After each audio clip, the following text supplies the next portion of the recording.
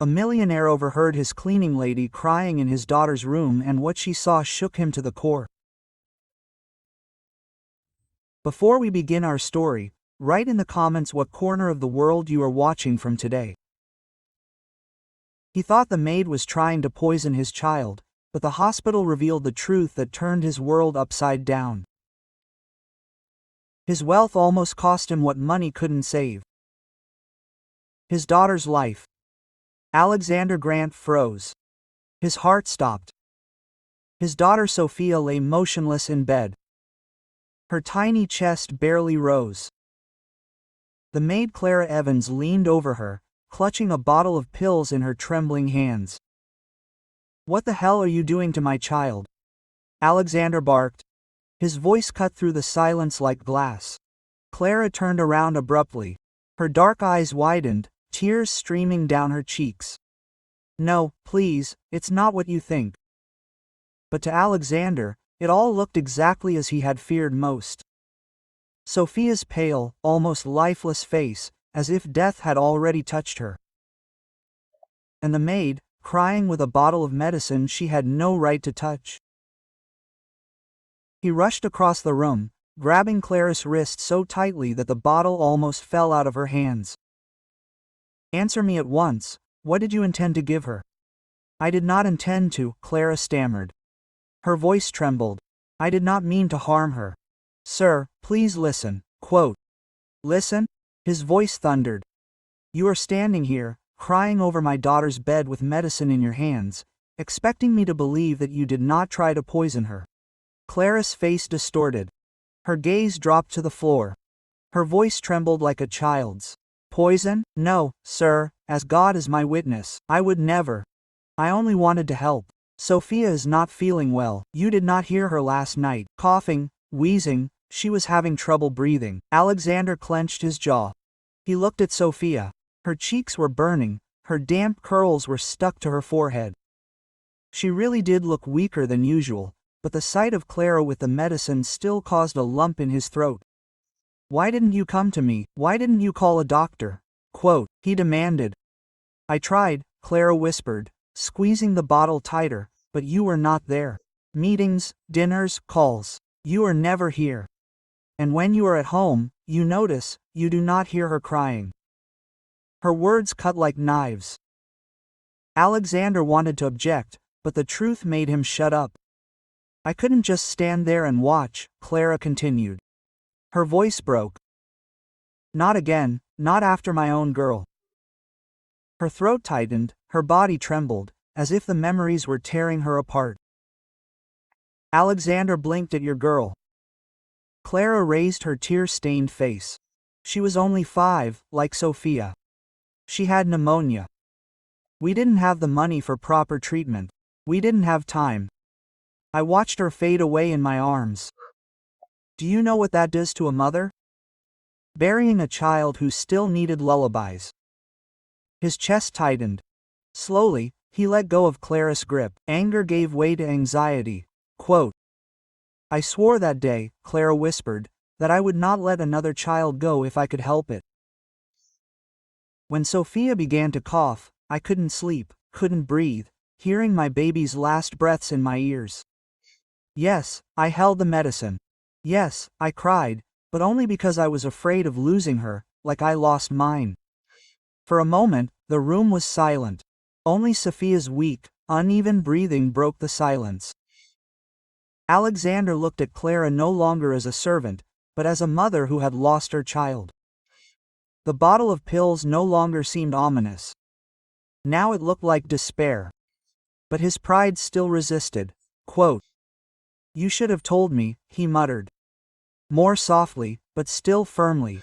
"I did," Clara quickly answered, shaking her head. "I left notes on your desk. I told the head maid. I begged the driver to remind you, but you didn't get it.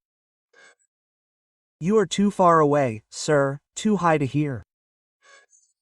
His face flushed with shame, though he tried to hide it. What if you were wrong? What if giving her medicine without a doctor's prescription would have harmed her? Clara's lips trembled. "I didn't give her anything, I couldn't. I just held the bottle because I wanted to be prepared, because I was afraid. Do you know what it's like? To see a child's breast rise weakly, and to be afraid that she won't live until morning.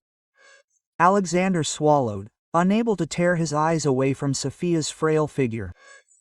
Her thin hand twitched on the blanket, reminding him how easily she could be lost. And I wasn't there, Alexander Grant whispered, as if speaking to himself. Clara's voice softened, but her words cut like a sharp blade. No, sir, you weren't there. Her honesty stung more than any insult. The weight of his absence weighed on Alexander. The meetings, the flights, the lavish dinners had built his empire, but they had stolen him from his daughter. But Clara, crying not for herself, but for someone else's child, the silence became unbearable, heavy as stone. Clara sank into a chair by Sophia's bed. Her fingers gently touched the child's hand. I would never hurt her, she said quietly. I love her like my own. For the first time in years, Alexander's throat tightened, the words stuck. Sophia stirred weakly, letting out a soft moan in her sleep. Both adults froze. Clara leaned closer. Her voice was soft, comforting. Hush, baby, you're safe. I promise. Alexander, Sophia's father, the one who should have said those words first, stood in the doorway, crushed by the realization that he had almost blamed the only person who had truly been there for his daughter, but guilt could not fix everything. A burning question squeezed his heart. If Clara had not been here, what would he have lost tonight? Sophia caught him again. Her chest was heaving, as if every breath was a battle. Panic shattered Alexander's pride. Call a doctor, he barked, but his voice broke. No, don't wait up, I'll take her myself. Quote, Clara was already wrapping Sophia in a blanket, hugging her fragile body. She needs a hospital, sir, not a minute more here. Quote, he did not argue. A few minutes later, the car was racing through the empty night streets. Clara was in the backseat, holding Sophia close, whispering consolation at every turn. Alexander drove like a man possessed, gritting his teeth. His gaze kept darting to the rearview mirror, where his daughter lay on Clara's chest. At the hospital, they were immediately surrounded by nurses. Machines hummed, monitors glowed, oxygen hissed softly as a mask was placed on Sophia. Alexander stood frozen by the door, watching his daughter's chest rise and fall with the rhythm of the machines. She is very weak, the doctor said, taking Alexander aside. This is severe pneumonia. You are lucky that she was brought today. A little more and it could have been too late. The words ran away like a hammer. Alexander's knees buckled. Pneumonia? He asked again. His voice sounded empty. The doctor nodded. Children often hide how serious it is until it becomes critical. Have you noticed any symptoms? Alexander opened his mouth, but the words did not come. He did not notice. He was far away, drowning in business calls and dinners, leaving Sophia's world to revolve around everyone but him. Through the glass, he saw Sophia's Claruvati holding the girl's tiny hand in hers, gently rocking it, as if its warmth could drive away the disease. Tears streamed down Clara's face, but she did not let go of her hand. Shame tore through Alexander's chest. It wasn't me who noticed, he admitted in a hoarse whisper. The hours dragged on, the night giving way to a gray dawn. Sophia's breathing gradually evened out. The oxygen mask no longer fogged up so desperately, and a faint blush appeared on the girl's cheeks. Alexander was now sitting by her bed, tense, his eyes red from lack of sleep. When Sophia stirred and opened her eyes, her first words were not for him. Clara, she whispered weakly, raising her hand. Clara leaned over, brushing a curl from the girl's alba. I'm here, darling, you're safe. Alexander felt a prick in his chest. His own daughter was seeking comfort not from her father, but from the woman he had almost accused. When Sophia fell asleep again, Alexander spoke. His voice was quiet. You saved her. Clara shook her head. The hospital saved her. The doctors saved her. You were the only one who noticed, he interrupted. You acted when I didn't. It is true. She looked at him long and weary but honestly. "Sir, wealth buys many things, but not time. Children need someone who sees them, who listens, who does not turn away. If not you, then someone else, but it must be you." Clara's words, though gentle, cut deeper than any anger. Alexander hung his head, unable to deny the truth. By morning, the doctors had declared Sophia out of immediate danger, though her recovery would require weeks of rest and care. Alexander had signed every document, approved every treatment, but it all seemed empty. The truth would not go away. Without Clara, his daughter might not have lived to see this dawn. When they returned home, Sophia was asleep in her bed again. Alexander stood in the doorway, watching her chest rise and fall. Clara quietly adjusted the covers, then stepped back. Her face was soft but tired with exhaustion. He wanted to say so much, that he was sorry, that he was ashamed, that his gratitude could not be expressed in words. But no word seemed strong enough, so he simply whispered, "Thank you." Clara nodded, her eyes shining with tears. "Promise me one thing, sir. Stay close. Don't let her struggle alone again."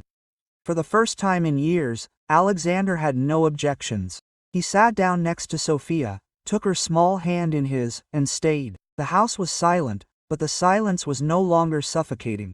It was healing. In the days that followed, Alexander did not leave Sophia's side. He canceled meetings, put off calls, and closed the laptop that had been his companion for so long. For the first time in a long time, he noticed the sunlight falling on the walls of the nursery, the curtains fluttering softly in the morning breeze. He looked at Sophia's drawings, taped to the wall. The jagged lines, the bright colors, the stories she tried to tell him but he never listened to. Each drawing was like a stab in the heart, a reminder of how much he had missed. Clara kept coming, but now her presence was more than just a duty. She brought Sophia warm tea with honey, read her fairy tales, humming melodies that calmed the girl. Alexander watched this, sitting in the corner of the room, and for the first time understood that Clara was not just a cleaner, she was the keeper of warmth in this cold big house. Her care was sincere, not constrained by duties or fear of losing her job. She loved Sophia the way those who know the price of loss love. One evening, when Sophia fell asleep after yet another fairy tale, Alexander decided to speak. "Clara," he began, his voice quiet, almost hesitant. "I don't know how to thank you. You have done more than I could ask." Quote. Clara looked at him. Her eyes were tired, but warm. "I don't need money, sir.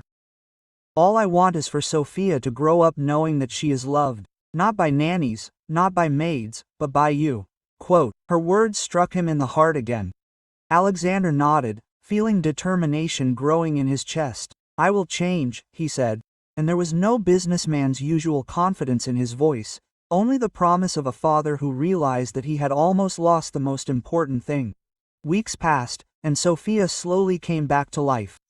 Her laughter sounded in the house again, weak, but alive.